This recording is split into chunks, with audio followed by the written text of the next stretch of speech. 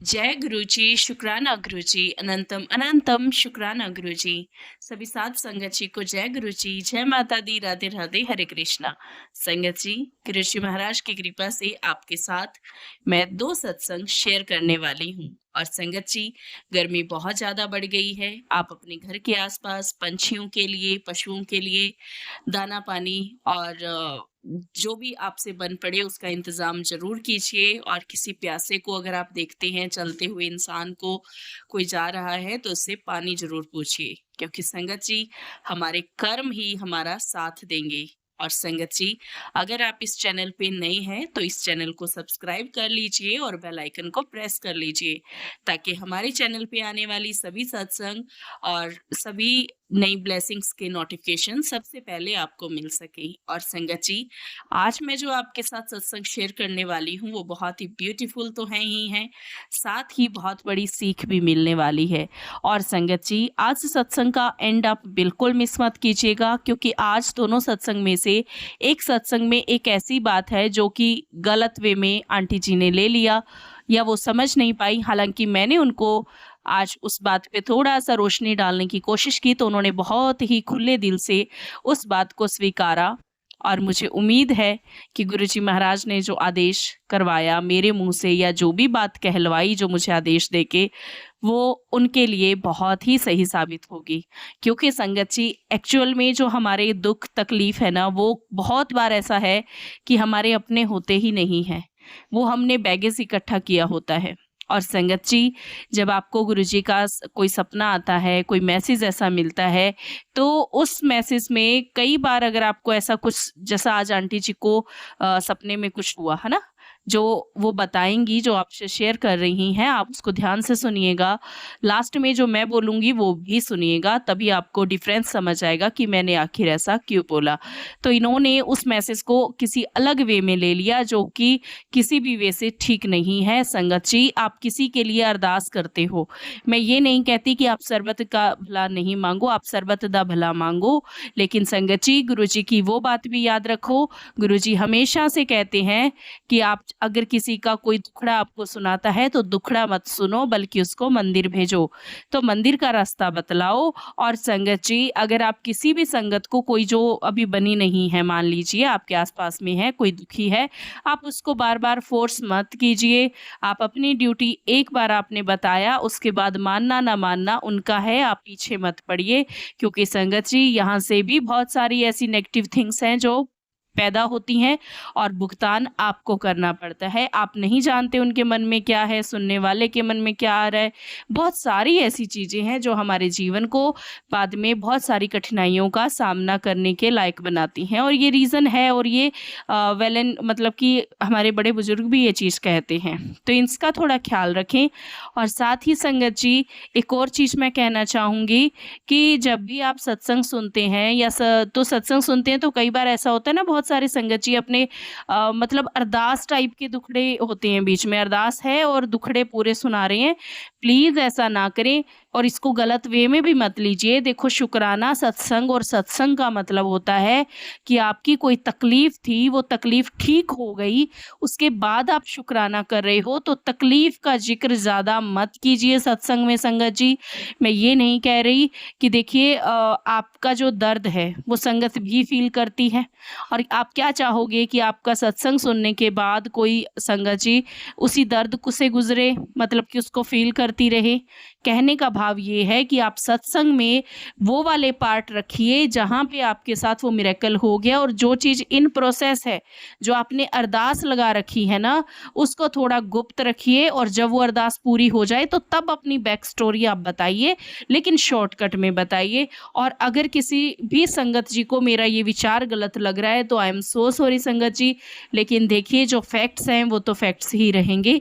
क्योंकि जब गुरुजी भी सामने बैठते थे, तो गुरुजी जब सत्संग सुनाने का कहते थे ना, तो गुरुजी कभी भी अपनी ऐसी बातें बोलने को नहीं कहते थे जो अभी पूरी नहीं हुई। गुरुजी वो चीज़ों के लिए ही कहते थे कि मैं तेरे लिए की किता ओ दस। और देखो, वो वही होता है ना कि जब हमारा कुछ काम ठीक हो गया या कुछ भी है, तो आप अपना वो सुना सकते हो, लेकिन देखो, उसके बाद में एक पॉजिटिव एरा होना चाहिए। ऐसा नहीं, मैंने मैंने कई बार देखा है, कुछ संगत जी ऐसे रिकॉर्डिंग्स भेजते हैं, मैं ये दुखी हूँ, मैं वो दुखी हूँ, उसमें सत्संग नहीं होता, वो सत्संग है ही नहीं। मैं सिर्फ़ उन लोगों के लिए ये बोल रही हूँ, बाकी किसी के लिए नहीं। और संगत जी, आज मैं आपके साथ 2 सत्संग शेयर करूँगी और दोनों ही ध्यान से सुनिएगा और लास्ट में मेरी भी बात अगर आप सुन गए तो बहुत अच्छी बात है, आपका शुक्राना, क्योंकि उससे भी आपको एक बहुत बड़ी डिफ़रेंस पता चलेगा, एक बात सीखने को ही आई थिंक मिलेगी। तो आइए अब हम सत्संग स्टार्ट करते हैं। जय गुरु जी, शुक्राना गुरु जी, अनंतम अनंतम शुक्राना गुरु जी। जय जय गुरु जी। ओम नमः शिवाय। शिव जी सदा सहाय। ओम नमः शिवाय। गुरु जी सदा सहाय। संगत जी, मेरा नाम करिश्मा जय यादव है। आज गुरु जी की कृपा से मैं अपना शुक्राना सत्संग आप सभी के समक्ष शेयर करना चाहती हूँ। सत्संग को शेयर करते हुए मुझसे कोई गलती हो जाए तो मुझे माफ करिएगा। गुरु जी आप भी मुझे माफ करिएगा। संगत जी, मेरा सत्संग नवरात्रों का है। इन नवरात्र आने से पहले गुरु जी ने मुझे संकेत कर दिया था कि मैं उन सभी लोगों का चेहरा तेरे सामने लाके रख दूंगा नवरात्रों को, जिन जिन लोगों ने तुझ पे ब्लैक मैजिक किया हुआ है। तो इस नवरात्र संगत जी, गुरु जी ने मुझे ऐसे-ऐसे चेहरे भी दिखाए, जिनसे मुझे बिल्कुल भी उम्मीद नहीं थी कि वो भी ब्लैक मैजिक कर सकते हैं संगत जी। मुझे तो उल्टा लगता था कि वो लोग ब्लैक मैजिक के नाम से भी घबराते हैं। उनके चेहरे भी गुरु जी ने मुझे दिखा दिए संगत जी। नवरात्रे आने के 1 दिन पहले अमावस पड़ी थी। उस अमावस का भी एक सत्संग है। अचानक अमावस वाले दिन से ही मेरी तबीयत खराब होने लग गई संगत जी। फिर उसके अगले दिन से कि मुझे पीरियड स्टार्ट हो गया, जिस वजह से मैं मंदिर भी नहीं छू सकती थी और धीरे-धीरे फिर मेरी तबीयत और बिगड़ने लग गई और तबीयत इतनी बिगड़ गई संगत जी कि मेरी हालत बद से भी बदतर हो गई। गुरु जी का जल प्रसाद लिया, सब कुछ किया, दवाइयाँ ली पर बेअसर हो रही थी। ऐसा लग रहा था कि जैसे ना जाने कब मेरे प्राण निकल जाएँगे। फिर संगत जी, मेरी मदर ने मेरे ऊपर से रात को 11-12 बजे के करीब एक नींबू उतार के फेंका जाके संगत जी। तब जाके संगत जी मुझे रिलीफ आया। गुरु जी का नाम लेके उन्होंने ये काम किया और 1-2 बजे के बाद मेरी तबीयत में कुछ सुधार आया और 3 बजे मुझे नींद आई और सुबह तक मैं काफ़ी ठीक थी। पूरी तरीके से ठीक नहीं थी पर काफ़ी ठीक थी, क्योंकि सब कुछ करके देख लिया था, मैं बिल्कुल भी ठीक नहीं हो रही थी। और उसके बाद मुझे गुरु जी ने मैसेज दिया कि जो तेरी ये हालत हुई है, ये मारण मोहन क्रिया है, जो पहले भी की गई है, इस बार फिर से की गई है। और संगत जी, मुझे गुरु जी ने जिन लोगों के चेहरे दिखाए थे, उन्हीं लोगों में से बताया कि इस मारण क्रिया को करने वाला कौन है। और संगत जी, मुझे गुरुजी ने ये भी बताया सत्संग के माध्यम से कि मुझ पे जिंद क्रिया भी करी गई थी। पर ठीक है संगत जी, अभी जिनको सद्बुद्धि नहीं है उनका क्या किया जा सकता है, गुरुजी उन्हें सद्बुद्धि प्रदान करें। तो संगत जी, बस मैं यही कहूँगी कि गुरुजी ने मुझे मौत के मुँह से बचाया है। गुरुजी ने मुझे बोला भी था कि मैंने तुझे मौत के मुँह से बचाया है।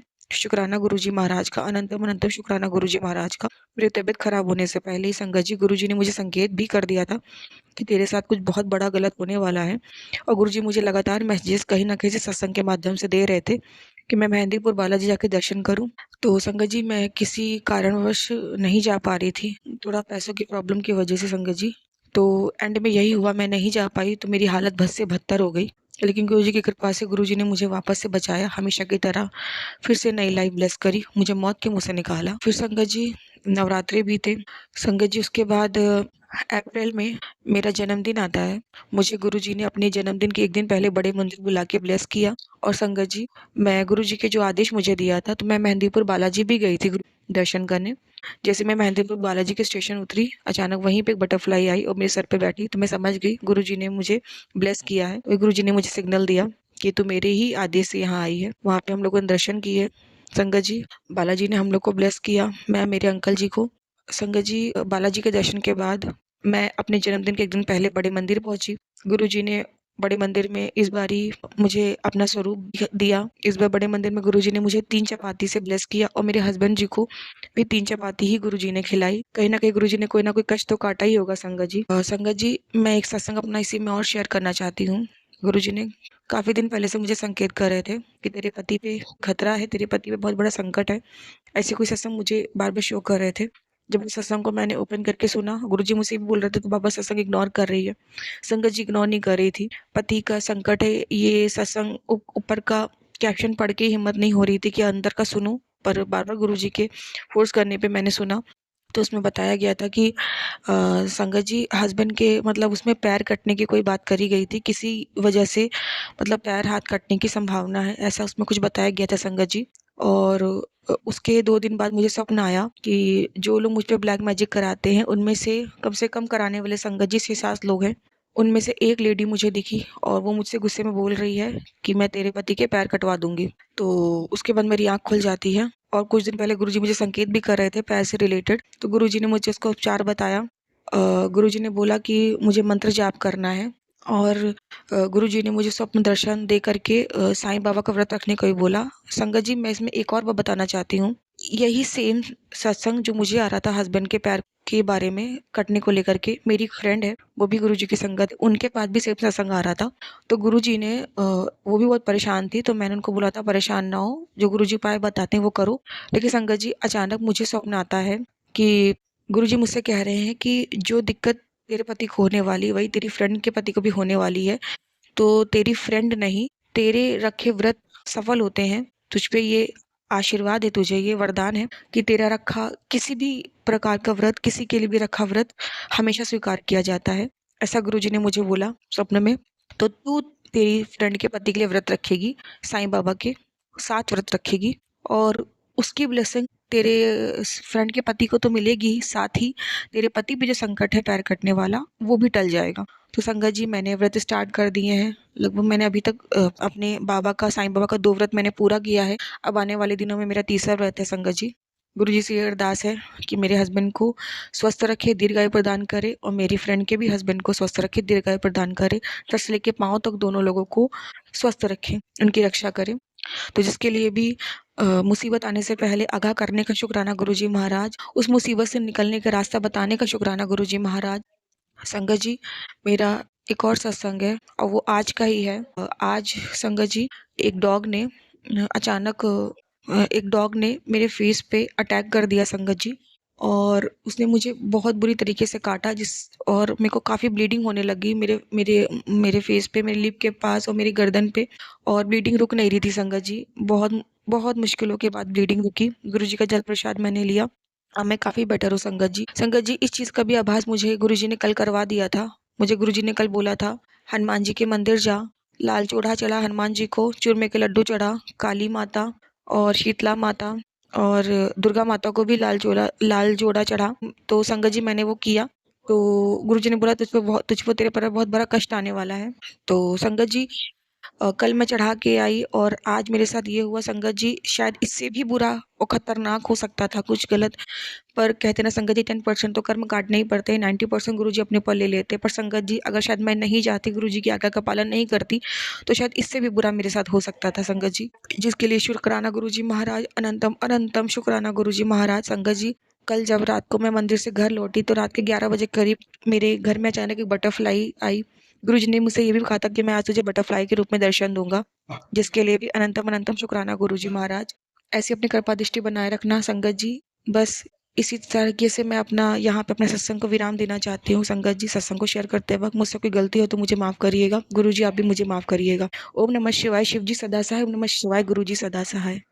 जय गुरु जी सत्संग जी। ये मेरा दूसरा शुक्राना सत्संग है। गुरु जी की मेरे ऊपर बहुत सारी ब्लेसिंग्स हैं। मैं अपना सत्संग मंत्र जाप के साथ शुरू करना चाहूँगी। ओम नमः शिवाय, शिव जी सदा सहाय। ओम नमः शिवाय, गुरु जी सदा सहाय। गुरु जी और सत्संग जी, मुझसे बोलने में कुछ भूल चूक हो जाए तो उसके लिए मैं पहले ही क्षमा मांगती हूँ।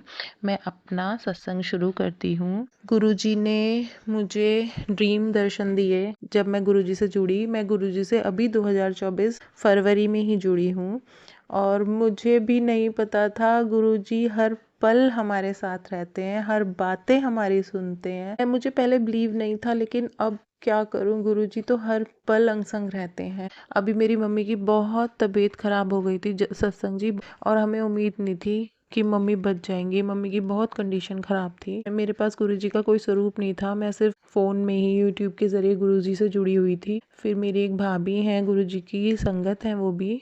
उनसे मैंने बोला, भाभी आपके पास गुरुजी का स्वरूप हो तो मुझे दे दीजिए आप, मुझे जल प्रसाद बनाना है घर पे। उन्होंने मुझे गुरुजी का स्वरूप, चरण और गुरुजी के 2 लॉकेट दिए।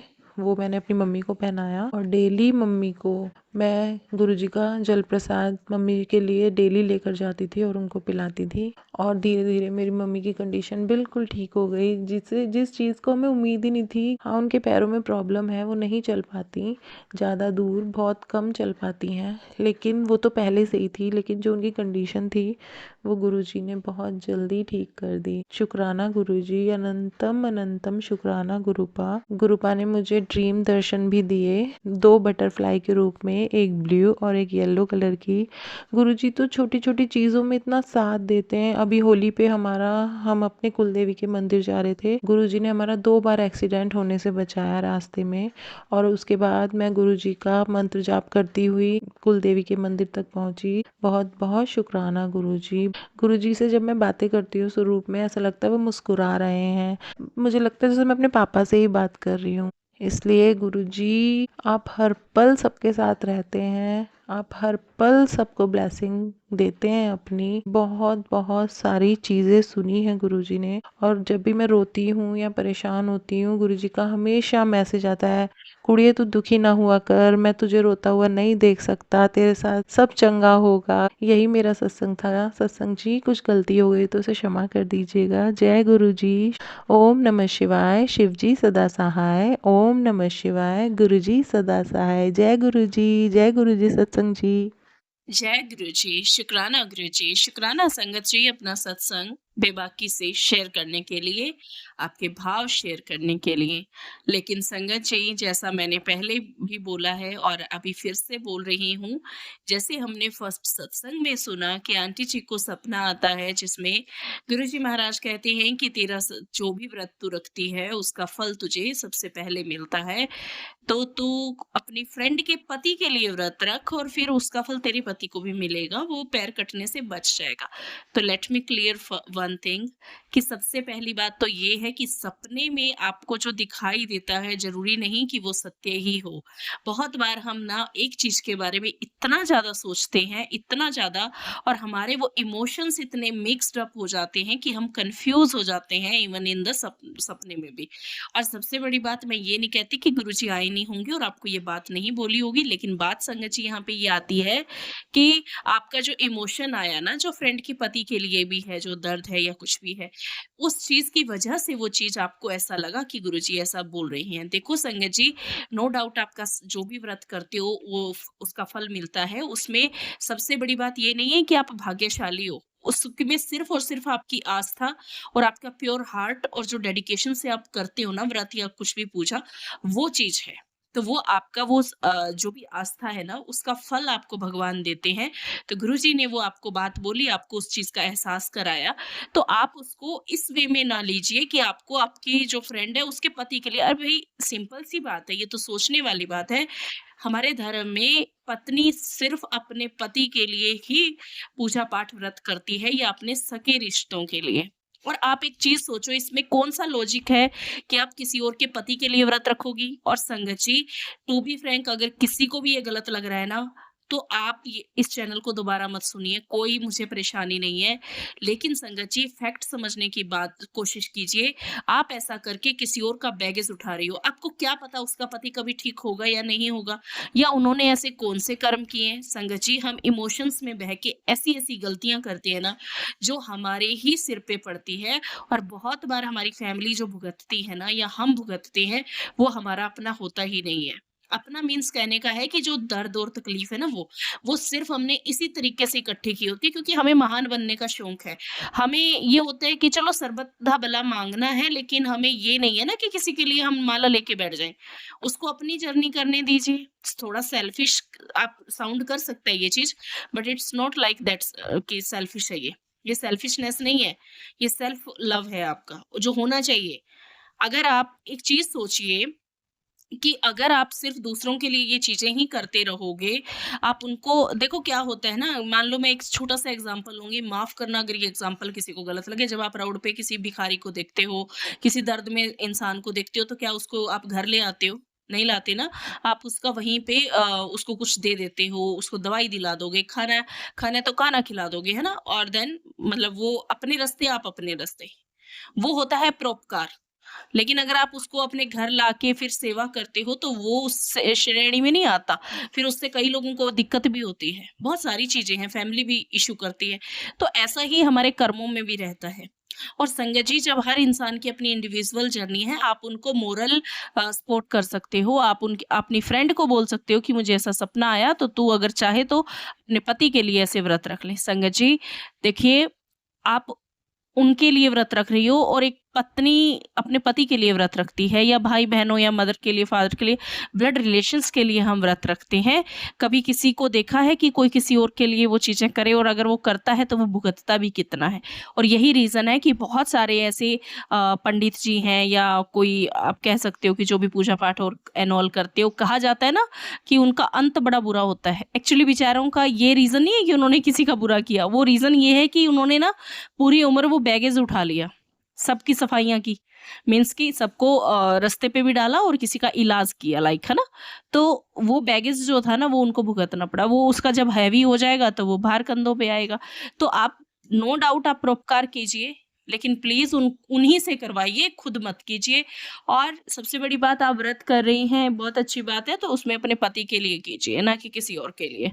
आपको नहीं पता, उसके लिए उसकी पत्नी करेगी। अगर किसी संगत जी को इस बात से कुछ वो लग रहा है तो आई एम सॉरी, बट हम सपने भी ढंग से नहीं वो मतलब समझ पाते हैं कई बार ना।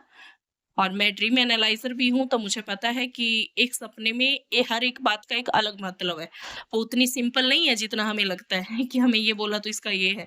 नहीं, वो एक डिवाइन लाइट आपके लिए एक बल्ब के जैसे काम करेगा चीज़ जो आपको बोली गई है, लेकिन उसको बहुत प्यार से समझने की भी ज़रूरत पड़ेगी। और बाकी संगत जी, एक और चीज़ मैं कहना चाहूँगी कि जब आप सत्संग सुनते हो ना, सत्संग में जैसे मैंने स्टार्टिंग में बोला है कि दुखड़े ज़्यादा मत रोया करो। उसका मतलब ये नहीं है कि आप अपनी सत्संग में सुनाओगे नहीं, आप सुनाइए, बट वो वाला ही पार्ट सुनाइए जिसमें बाद में क्योर हो गया हो, ठीक है? तो वो सब संगत के लिए अच्छा भी रहता है। और जैसे एक होता है ना कि सिर्फ़ रोते रहना, तो वो भी उतना सही नहीं रहता। एक होता है प्यार में रोना, जो हम गुरुजी से लव करते हैं, गुरुजी के सामने जाती है, जब हमारी सोल प्योर हो रही होती है, तब हम रोते हैं, वो एक अलग रोना होता है। और एक होता है हम दरिद्रता में रोते हैं, दर्द में रोते हैं, तो उनमें थोड़ा डिफ़रेंस समझिए। और सॉरी, मैं थोड़ा-सा स्ट्रेट फॉरवर्ड हूँ, शायद ज़्यादा भी हो सकती हूँ, बट संगत जी, देखिए, जब मैं सत्संग शेयर कर रही हूँ, तो ये मेरी ड्यूटी बन जाती है कि जो मेरे प्लेटफ़ॉर्म पे एटलीस्ट सत्संग आए, उसका मैं थोड़ा-सा विवरण भी कर दूँ, मतलब क्या बोलते हैं, विश्लेषण, या वो भी जो भी है इसका, कि उसको थोड़ा क्लियर कट कर दूँ। तो इसीलिए मैं ये चीज़ बोलती हूँ। बाकी संगत जी, जिनको ये लगता है कि मैं बहुत ज़्यादा टाइम ले लेती हूँ, तो आप स्किप करके सुन लीजिए, नो इश्यू। बट देखिए संगत जी, आपके जीवन में जो भी आपका है, वो आपका होना चाहिए, अदर किसी का नहीं। चाहे वो फिर अच्छे कर्म हो, चाहे बुरे कर्म हो, चाहे फिर वो बैगेज हो, चाहे कुछ भी हो। परोपकार इसीलिए लंगर का या कुछ भी किया जाता है ना, वो बाहर किया जाता है, घर के अंदर नहीं किया जाता। आप कभी भी देखना, लंगर की व्यवस्था बाहर की जाती है हमेशा। जो सत्संग का लंगर है वो अलग चीज़ है, उसको इससे ऐड मत कीजिएगा। और हाँ, एक और चीज़ है, जो बाहर हम लंगर करते हैं या किसी को कुछ खिलाते हैं या गौशाला जाके करते हैं, टू द मतलब कि एक मैं कहूँगी पॉइंट पे आके, कि उसका एक ही मतलब है कि हम अपनी किसी न किसी उस आस्था के लिए ही करते हैं, चाहे हम माँगे या ना माँगे।